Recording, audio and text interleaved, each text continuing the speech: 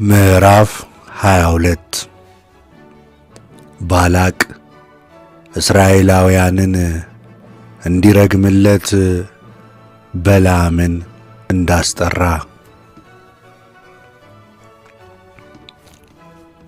የእስራኤልም ልጆች ተጓዙ።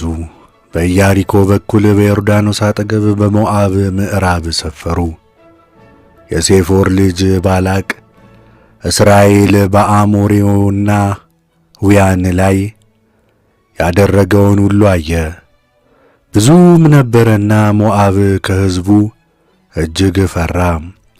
ከእስራኤልም ልጆች የተነሣ ሞዓብ ደነገጠ። ሞዓብም የምድያምን ሽማግሌዎች በሬ የለመለመውን ሳር እንደሚጨርስ ይህ ሰራዊት በዙሪያችን ያለውን ሁሉ ይጨርሳል አላቸው። በዚያ ጊዜ የሶፎር ልጅ ባላቅ የሞዓብ ንጉሥ ነበር። በወንዙም አጠገብ ባለችው በሕዝቡ ልጆች ምድር በፋቱራ ወደ ተቀመጠው ወደ ቢዖር ልጅ ወደ በለዓም እነሆ ከግብፅ የወጣ ሕዝብ አለ፣ እነሆም የምድሩን ሁሉ ፊት ሸፈነ፣ በአቅራቢያችንም ተቀምጧል። አሁንም ይህ ሕዝብ ከእኔ ይበልጣልና ልዋጋቸውና ከምድሪቱ ላሳድዳቸው እችል ዘንድ እንደሆነ ና እርገምልኝ፣ አንተ የመረቅኸው ምሩቅ የረገምከው ርጉም እንደሆነ አውቃለሁና ብሎ ይጠሩት ዘንድ መልእክተኞችን ላከ። የሞዓብ ሽማግሌዎችና የምድያም ሽማግሌዎችም የሟርቱን ዋጋ በእጃቸው ይዘው ሄዱ። ወደ በለዓምም መጡ፣ የባላቅን ቃል ነገሩት። እርሱም ዛሬ ሌሊት በዚህ እደሩ፣ እግዚአብሔርም የሚነግረኝን እነግራችኋለሁ አላቸው። የሞዓብ አለቆችም በበለዓም ዘንድ አደሩ። እግዚአብሔርም ወደ በለዓም መጥቶ እነዚህ በአንተ ዘንድ ያሉ ሰዎች እነማን ናቸው አለው። በለዓምም እግዚአብሔርን እንዲህ አለው፣ የሞዓብ ንጉሥ የሶፎር ልጅ ባላቅ እንዲህ ሲል ወደ እኔ ልኳቸዋል። እነሆ ከግብፅ የወጣ ሕዝብ የምድር ፊትን ሸፈነ፣ በአቅራቢያዬም ተቀምጧል። ምናልባት እወጋው አሳድደውም ዘንድ እችል እንደሆነ አሁንም ና እርሱን እርገምልኝ። እግዚአብሔርም በለዓምን ከእነርሱ ጋር አትሂድ፣ የተባረከ ነውና ሕዝቡን አትርገም አለው። በለዓምም ሲነጋ ተነስቶ የባላቅን አለቆች ከእናንተ ጋር እሄድ ዘንድ እግዚአብሔር አልፈቀደልኝምና ወደ ጌታችሁ ሂዱ አላቸው። የሞዓብ አለቆችም ተነሱ፣ ወደ ባላቅም መጥተው በለዓም ከእኛ ጋር ይመጣ ዘንድ አልፈቀደም አሉት። ባላቅም ደግሞ ከእነዚያ የበዙና የከበሩ ሌሎች አለቆችን ሰደደ። ወደ በለዓምም መጥተው የሶፎር ልጅ ባላቅ እባክህ ወደ እኔ መምጣትን ቸል አትበል፣ ክብርህን እጅግ ታላቅ አደርገዋለሁና የተናገርከውንም ሁሉ አደርጋለሁና ና ይህንን ሕዝብ እርገምልኝ ብሎአል አሉት። በለዓምም መልሶ የባላቅን አለቆች ባላቅ በቤቱ የሞላውን ወርቅና ብር ቢሰጠኝ በትንሹ ወይም በትልቁ ቢሆን የአምላኬን የእግዚአብሔርን ቃል እተላለፍ ዘንድ አይቻለኝም። አሁንም እግዚአብሔር ደግሞ የሚነግረኝን አውቅ ዘንድ ዛሬ ሌሊት ደግሞ በዚህ እደሩ አላቸው። እግዚአብሔርም ወደ በለዓም በሌሊት መጥቶ ሰዎቹ ይጠሩ ዘንድ መጥተው እንደሆነ ተነሳ፣ ከእነርሱም ጋር ሂድ፣ ነገር ግን የምነግርህን ቃል ታደርጋለህ አለው። በለዓምና አህያው። በለዓምም ሲነጋጋ ተነሣ፣ አህያይቱን ጭኖ ከሞዓብ አለቆች ጋር ሄደ። እርሱም ስለ ሄደ እግዚአብሔር ተቈጣ። የእግዚአብሔርም መልአክ ሊያሰናክለው ተነሣ። የእርሱም በአህያይቱ ላይ ተቀምጦ ነበር። ሁለቱም ብላቴናዎች ከእርሱ ጋር ነበሩ። አህያይቱም የእግዚአብሔርን መልአክ በመንገድ ላይ ቆሞ የተመዘዘ ሰይፍ በእጁ ይዞ አየች።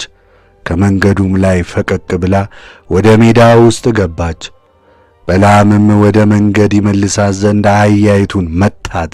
የእግዚአብሔርንም መልአክ ከወይኑ ቦታዎች መካከል በወዲያና ወዲህ ወገን ግንብ በነበረበት ቆመ።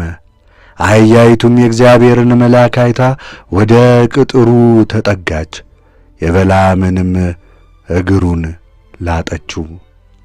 እርሱም ደግሞ መታት።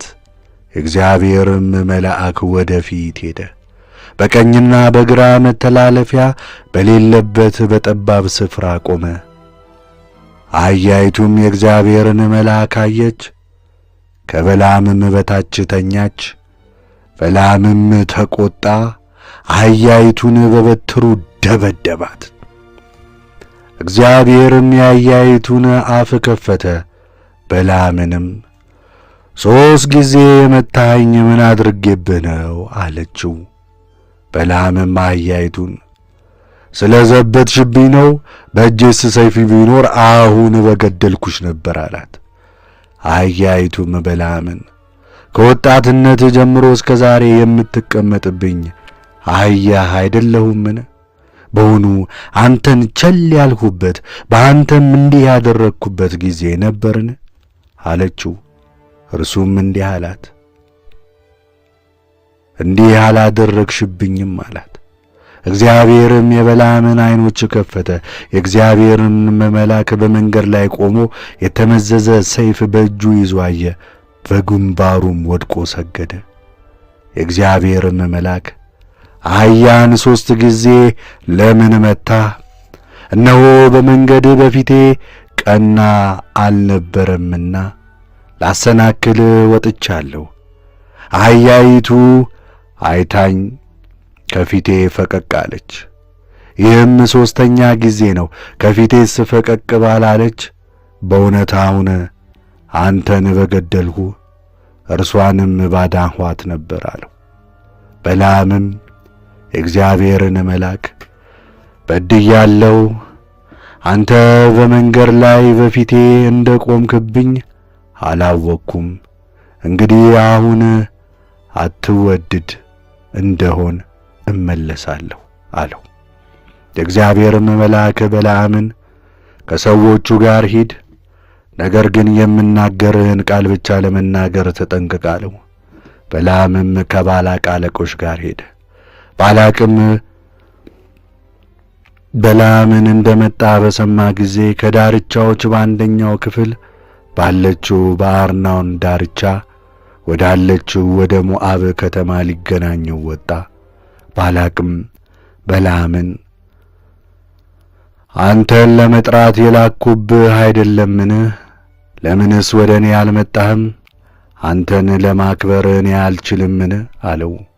በለዓምም ባላቅን እነሆ ወደ አንተ መጥቻለሁ፣ አሁን አንዳችን ነገር ለመናገር እችላለሁን? እግዚአብሔር በአፌ የሚያደርገውን ቃል እርሱን እናገራለሁ አለው። በለዓምም ከባላቅ ጋር ሄደ፣ ወደ ቅጥር ግቢው ገቡ። ባላቅም በሬዎችንና በጎችን አርዶ ወደ በለዓም ከእርሱም ጋር ወዳሉት አለቆች ላከ። በነጋውም ባላቅ በለዓምን ይዞ ወደ በዓል ኮረብታ ወጣው። በዚያም ሆኖ የሕዝቡን አንድ ወገን አሳየው።